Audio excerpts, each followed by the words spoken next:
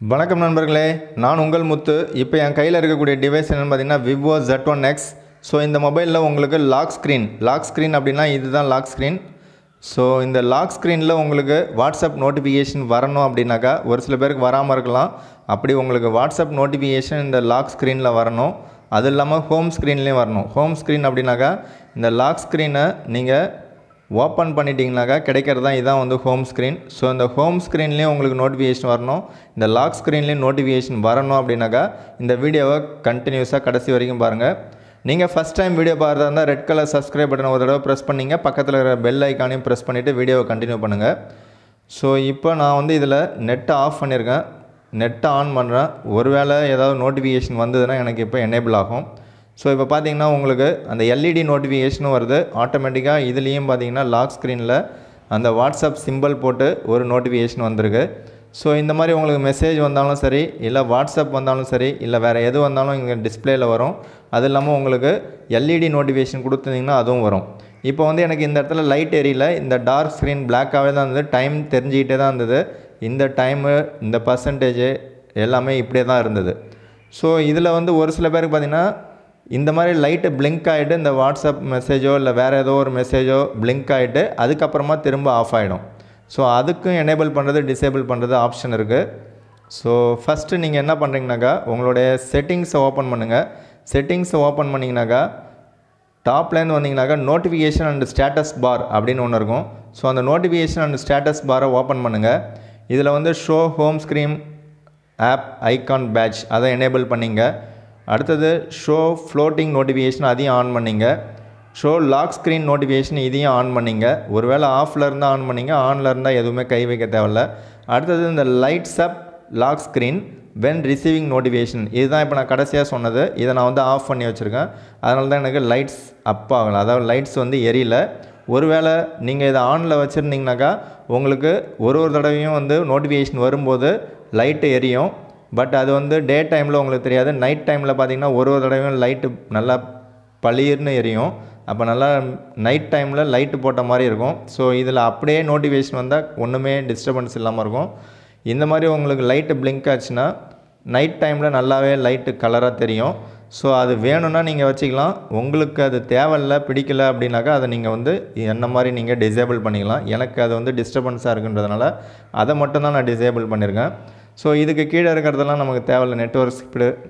Network speed மற்ற details தான் இருக்கும், இது நமக்கு தேவையில்லை. ஸோ இதை ஆன் பண்ணிட்டீங்க அப்படின்னாக்கா நெக்ஸ்ட்டு நீங்கள் டாப்பில் பார்த்தீங்கன்னா ஃபஸ்ட்டு ஒரு ஆரோ மார்க் ஒன்று போட்டிருக்கு. அது என்னென்னு பார்த்தீங்கன்னாக்கா ஆப் நோட்டிஃபிகேஷன் மேனேஜ்மெண்ட். ஸோ அந்த ஆப் நோட்டிஃபிகேஷன் மேனேஜ்மெண்ட் அப்படிங்கிறது வெரி வெரி இம்பார்ட்டன்ட் ஒன். ஏன்னா இதை நீங்கள் ஓப்பன் பண்ணிங்கன்னா நீங்கள் உங்களுடைய மொபைலில் என்னென்ன ஆப்ஸ்லாம் வந்து இன்ஸ்டால் பண்ணிங்களோ எல்லா ஆப்ஸுமே வந்து இதில் காமிக்கும். ஸோ இதில் உங்களுக்கு எதுக்கு நோட்டிஃபிகேஷன் வேணுமோ, இப்போ ஃபார் எக்ஸாம்பிள் இதில் நான் வந்து எதெல்லாம் ஆஃப் பண்ணியிருக்கேன் அப்படின்னாக்கா இந்த வி ஆப் ஸ்டோர் அப்படிங்கிறத மட்டும்தான் நான் வந்து க்ளோஸ் பண்ணியிருக்கேன். மீதி எல்லாமே நோட்டிஃபிகேஷன் பேனர்ஸ்னு இருக்குது. ஸோ அந்த நோட்டிஃபிகேஷன் பேனர்ஸ் அப்படிங்கிறது உங்களுக்கு அதில் மட்டும்தான் காமிக்கும். இது பார்த்திங்கனாக்கா ஸ்க்ரீன் லாக்லேயும் காமிக்கும். ஸோ இந்த ஸ்க்ரீன் லாக்கு, பேனர் இந்த மாதிரி ஒன்று தனித்தனியாக கொடுத்துருக்காங்க. ஸோ அது வந்து உங்களுக்கு தேவையான மாதிரி நீங்கள் வந்து செட் பண்ணிக்கலாம். ஸோ எனக்கு வாட்ஸ்அப்பில் நான் என்ன செட் பண்ணியிருக்கேன்னாக்கா notification, badge, banners, screen lock எல்லாத்துலேயுமே எனக்கு நோட்டிஃபிகேஷன் எனேபிள் ஆகும். அப்போ இந்த வி ஆப் ஸ்டோர் அப்படின்னு பார்த்தீங்கன்னாக்கா ப்ளே ஸ்டோர் மாதிரியே அதுவும் ஒன்று. ஸோ இது வந்து எனக்கு தேவையில்லைன்னு சொல்லிவிட்டு இங்கே நான் வந்து டிசேபிள் பண்ணிட்டேன். இந்த மாதிரி நீங்கள் எதெல்லாம் தேவையில்லைன்னு சொன்னீங்களோ அதெல்லாமே நீங்கள் வந்து க்ளோஸ் பண்ணிக்கலாம்.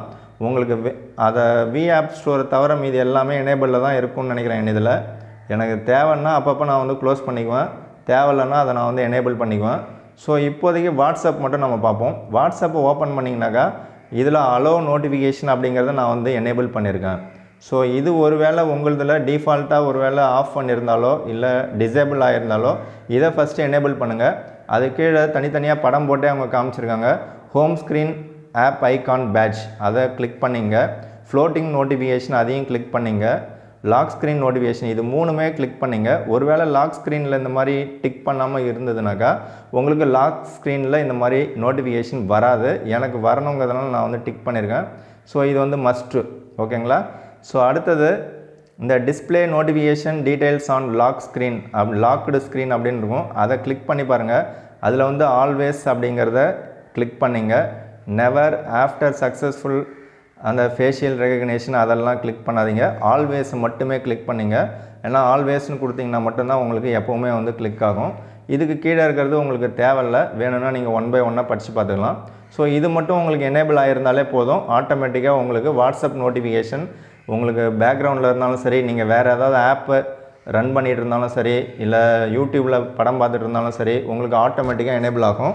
ஸோ இதிலே உங்களுக்கு தேவையில்லாதது ஏதாவது அடிக்கடி வந்துகிட்டே இருக்குது, இல்லை அமேசான், ஃப்ளிப்கார்ட்டு, இல்லை வேறு ஏதாவது உங்களுக்கு மெசேஜ்லேருந்து எல்லாமே இருக்கும். மெசேஜெல்லாம் டிசேபிள் பண்ணிடாதீங்க. ஸோ உங்களுக்கு தேவையில்லான்னு எது தோணுதோ அதை நீங்கள் செலக்ட் பண்ணிவிட்டு அதில் உங்களுக்கு தேவையில்லாத என்ன பண்ணிக்கலாம்னாக்கா இந்த அலோ நோட்டிஃபிகேஷனை டிசேபிள் பண்ணிங்கனாக்கா அதில் நோட்டிஃபிகேஷன் வரவே வராது. ஸோ இது பார்த்திங்கனாக்கா ஆஸ்பால்ட் 9 இது வந்து நான் வந்து லாக் ஸ்க்ரீனில் எனேபிள் பண்ணலை, டிசேபிள் தான் பண்ணியிருக்கேன்.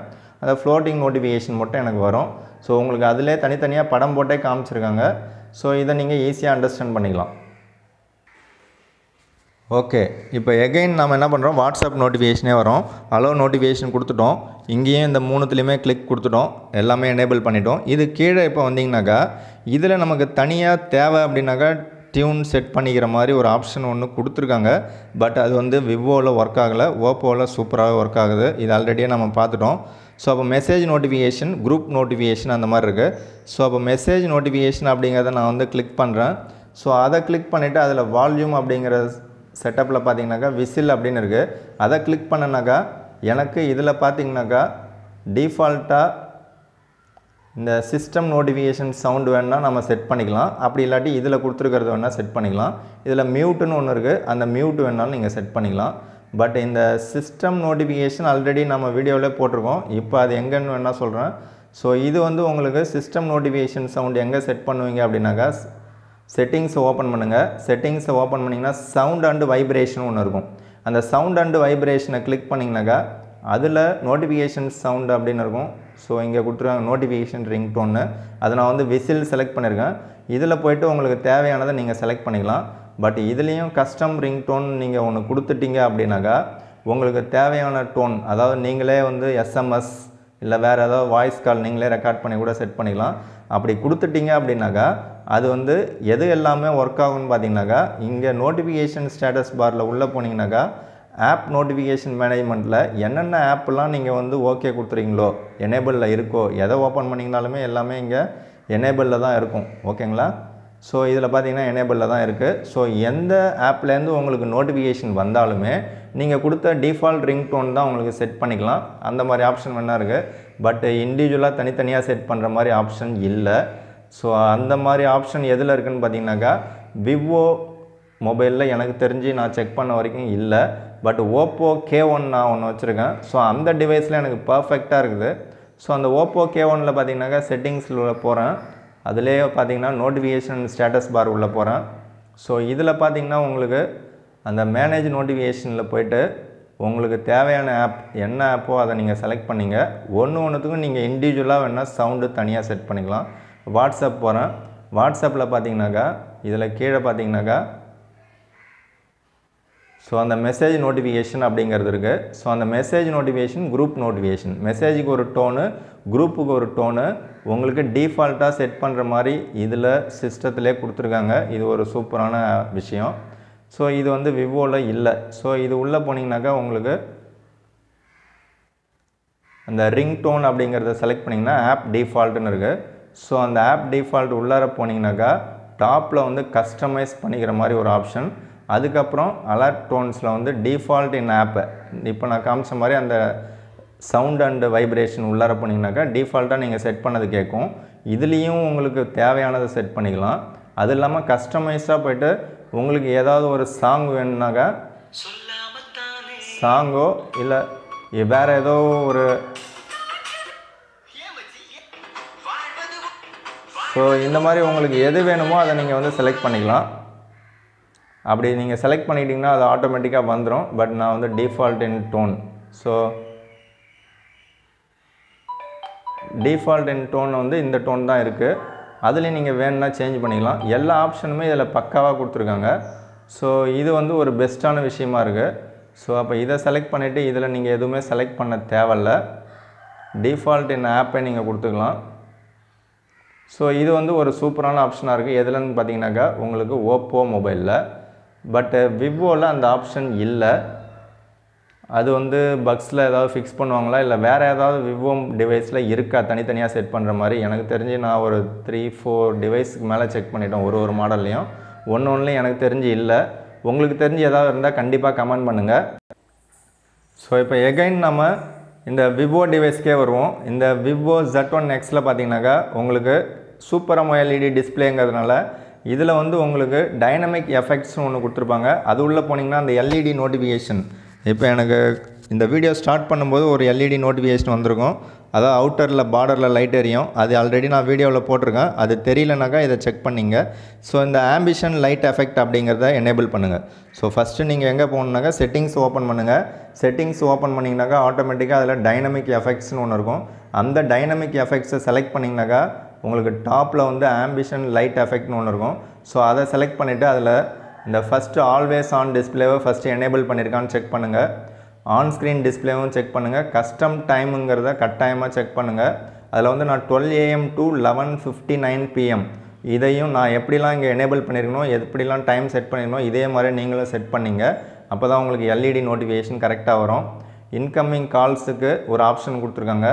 அந்த ஆப்ஷனில் உள்ளே போனீங்கன்னாக்கா உங்களுக்கு தேவையான மாதிரி நீங்கள் இதையும் கஸ்டமைஸ் பண்ணிக்கலாம். அதில் சைஸை திக்காவோ இல்லை தின்னாவோ நீங்கள் வேணால் வச்சுக்கலாம். ஸோ அடுத்ததாக பார்த்தீங்கன்னாக்கா இன்னொரு ஆப்ஷன் கொடுத்துருக்காங்க. அடுத்த நோட்டிஃபிகேஷன் பார்த்தீங்கன்னாக்கா நமக்கு ஆர்டினரியாக இப்போ வாட்ஸ்அப்பில் ஒரு மெசேஜ் வந்தனாக்கா பார்டரில் லைட் எரியும். இல்லை வேறு எந்த அமேசான் ஆப்பு, யூடியூப்பு எதெல்லாம் நீங்கள் செலக்ட் பண்ணுறீங்களோ மெசேஜ் வந்தாலும் லைட் எரியும். எல்லாமே நீங்கள் இதில் தான் செலக்ட் பண்ணணும். இது வந்து எல்இடி நோட்டிஃபிகேஷன், இது வேறு. ஸோ இதில் போய்ட்டு எனேபிள் பண்ணிங்க நோட்டிஃபிகேஷனை. ஸோ இதில் நோட்டிஃபிகேஷன் ஆப்புன்னு செலக்ட் பண்ணிங்கன்னா நான் 3 தான் செலக்ட் பண்ணியிருக்கேன். அந்த 3 என்னென்னு பார்த்தீங்கன்னா ஒன்று மெசேஜாக இருக்கும், இன்னொன்று வாட்ஸ்அப்பாக இருக்கும், இன்னொன்று யூடியூபாக இருக்கும். ஸோ இதில் உங்களுக்கு தேவையானதை நீங்கள் ஒன்றுத்தையும் செட் பண்ணிக்கலாம். இது ஒன்று மெசேஜ் ஆன் பண்ணியிருக்கேன், இன்னொன்று பார்த்தீங்கன்னா வாட்ஸ்அப் அண்டு யூடியூப். ஸோ இது இல்லாமல் உங்களுக்கு இப்போ யூடி ஸ்டுடியோன்னு ஒன்று இருக்குது, அது வேணாலும் நான் எனேபிள் பண்ணிக்கிறேன். அப்போ உங்களுக்கு எத்தனை வேணாலும் இருக்கக்கூடிய ஆப்ஸை நீங்கள் இன்ஸ்டால் பண்ணது எல்லாமே உங்களுக்கு இதில் இருக்கும். உங்களுக்கு எதெல்லாம் வேணுமோ அதெல்லாம் நீங்கள் எனேபிள் பண்ணிங்க. தேவையில்லாமல் எல்லாத்தையும் எனேபிள் பண்ணிங்கன்னா எல்லாத்துக்குமே உங்களுக்கு லைட் எரிஞ்சிக்கிட்டே இருக்கும். லைட் எரிஞ்சிக்கிட்டே இருந்தால் ஆல்ரெடி பேட்டரி ட்ரைனிங் இருக்குது. ஸோ அதனால் திரும்பவும் பேட்டரி ட்ரைனிங் ப்ராப்ளம் தான் வரும். ஸோ இப்போ எல்இடி நோட்டிஃபிகேஷன் உங்களுக்கு செட் ஆகிருக்கும்னு நினைக்கிறேன். ஸோ அது மட்டும் இது போதும், மற்றதெல்லாம் ஆல்ரெடி வீடியோவில் பார்த்துருப்பீங்க. ஓகே, இந்த பேட்டரி ட்ரைனிங் பார்த்தீங்கன்னாக்கா ஓரளவுக்கு 1 டே வரைக்கும் தாராளமாக வருது. நீங்கள் நார்மல் யூஸராக இருந்தால். ஹெவி யூஸராக இருந்தாக்கா உங்களுக்கு மார்னிங் சார்ஜ் போட்டிங்கன்னா ஈவினிங்கே சார்ஜ் போடுற மாதிரி இருக்கும். நிறைய பேர் டவுட்டு கேட்டிங்க, அதாவது ஃபுல் சார்ஜ் போடலாமா அப்படின்னு. அந்த 15% இருக்கும்போது தான் நான் வந்து சார்ஜ் போடுறதுக்கு ஸ்டார்ட் பண்ணேன். ஸோ சார்ஜ் போட்டுட்டு இருக்கும்போது நடுவில் கரண்ட்டு கட் ஆகிடுச்சுன்னா அப்படியே எடுத்துருங்க. இல்லை சுவிட்சை ஆஃப் பண்ணிவிட்டு ஆன் பண்ணி போடாதீங்க. அதே மாதிரி கால்ஸ் வந்துனாக்கா அட்டன் பண்ணிவிட்டு திரும்ப ப்ளக்இன் பண்ணிகிட்டே இருக்காதீங்க. ஸோ கண்டினியூஸாக சார்ஜ் போட்டுகிட்டே இருங்க. அது 100% வர வரைக்கும் வெயிட் பண்ணுங்கள். ஸோ இப்போ 89 இருக்குது, 97 வருது, 100 வந்துடுச்சு. 100 வந்து இந்த மாதிரி காமிச்சதுன்னா ஃபுல் பர்சன்டேஜ் ஆகலை, 100ல் ஃபுல்லாகிட்டுருக்குன்னு தான் அர்த்தம். ஸோ இதுக்கு அடுத்தது 100ம் ஃபுல்லாகிடுச்சு அப்படின்னாக்கா ஆட்டோமேட்டிக்காக இந்த மாதிரி ஃபுல்லி சார்ஜுடுன்னு வரும். ஸோ இது வந்து உங்களுக்கு எனேபிள் ஆகாது. அப்படி இல்லைனா ஃபுல்லி சார்ஜுடுன்னு இந்த மாதிரி மெசேஜ் வரும். ஸோ இது வந்து உங்களுக்கு லாக் ஸ்க்ரீன்லேயும் காமிக்கலாம், ஹோம் ஸ்க்ரீன்லேயும் காமிக்கலாம், மேலேருந்து ஸ்வைப் பண்ண நோட்டிஃபிகேஷன்லேயும் காட்டும். ஸோ எதில் பார்த்தீங்கனாலும் உங்களுக்கு சார்ஜுடு அப்படின்னு ஒரு ஆப்ஷன் உங்களுக்கு இருக்கும். ஸோ இதில் சார்ஜுடுன்னு இருக்குது. இங்கே பார்த்தீங்கன்னாக்கா உங்களுக்கு ஃபுல்லி சார்ஜுடுன்னு இருக்குது. இங்கே பார்த்தீங்கன்னாலும் ஃபுல்லி சார்ஜுடுன்னு இருக்குது. ஸோ அப்போ எல்லாத்துலேயுமே உங்களுக்கு இன்டிமேஷன் கொடுக்கும். ஸோ அந்த சார்ஜுடுன்னு வந்ததுக்கப்புறமா நீங்கள் வந்து சுவிட்ச் ஆஃப் பண்ணிவிட்டு ப்ளக்லேருந்து ரிமூவ் பண்ணிவிடுங்க. ஸோ இந்த மாதிரி நீங்கள் 100% ஃபுல்லாக சார்ஜ் ஏறினதுக்கப்புறம் நீங்கள் செக் பண்ணி பார்த்தீங்கன்னாக்கா உங்களுக்கு பேட்ரி பேக்கப் ஓரளவுக்கு ஓகேவாக இருக்கும். ஸோ இதை செக் பண்ணிவிட்டு சொல்லுங்கள். நான் இப்படி தான் யூஸ் பண்ணிகிட்ருக்கிறேன். அதே மாதிரி 10 to 15 இங்கே 15ல் தான் நான் வந்து சார்ஜ் போட்டிருக்கேன். இன்னும் பார்த்தீங்கன்னா 15 இப்போ நைட்டு ஒரு 11 o'clock 15 இருக்குது அப்படின்னாக்கா நீங்கள் மார்னிங் தூங்கி எழுந்து சார்ஜ் போடலான்னா தாராளமாக சார்ஜ் போடலாம். எப்படி பார்த்தாலும் ஒரு 4% தான் அதிகபட்சமாக குறையும். 4 to 5க்கு மேலே குறைஞ்சதான் எனக்கு தெரியல. ஸோ ஒரு சில பேர் மட்டும் 6% இல்லை 8% வரைக்கும் குறையிறதா சொல்கிறாங்க. அது பேக்ரவுண்ட் ஆப் ஏதாவது ரன் ஆகிட்டு இருந்தால் கூட அந்த மாதிரி ஆப்ஷன் இருக்கும். ஸோ அதனால் பேக்ரவுண்டில் என்னென்ன இருக்கோ அதை வேணால் கிளியர் ஆல் கொடுத்துங்க. ஸோ ஓரளவுக்கு இப்போ பேட்ரி ஓகேவாக இருக்குது. பட் ஆண்ட்ராய்டு 9ல் இருந்த அளவுக்கு இல்லை. ஆண்ட்ராய்டு 10க்கு அப்புறம் இப்போ கொஞ்சம் பேட்ரி ட்ரெயின் இருந்தது. பட் ஓரளவுக்கு பரவாயில்ல. பட் இதுக்கு இன்னும் ஃபிக்ஸ் பண்ணுறதுக்கு அப்டேட் வரும்னு சொல்லியிருக்காங்க. அப்படி கொடுத்தாங்கனாக்கா கண்டிப்பாக நான் வீடியோ போடுறேன். உங்களுக்கு கிடைச்சாலும் நீங்களாம் கண்டிப்பாக கமெண்ட் பண்ணுங்கள். இந்த வீடியோ பிடிச்சா லைக் பண்ணுங்கள், கமெண்ட் பண்ணுங்கள், ஷேர் பண்ணுங்கள்.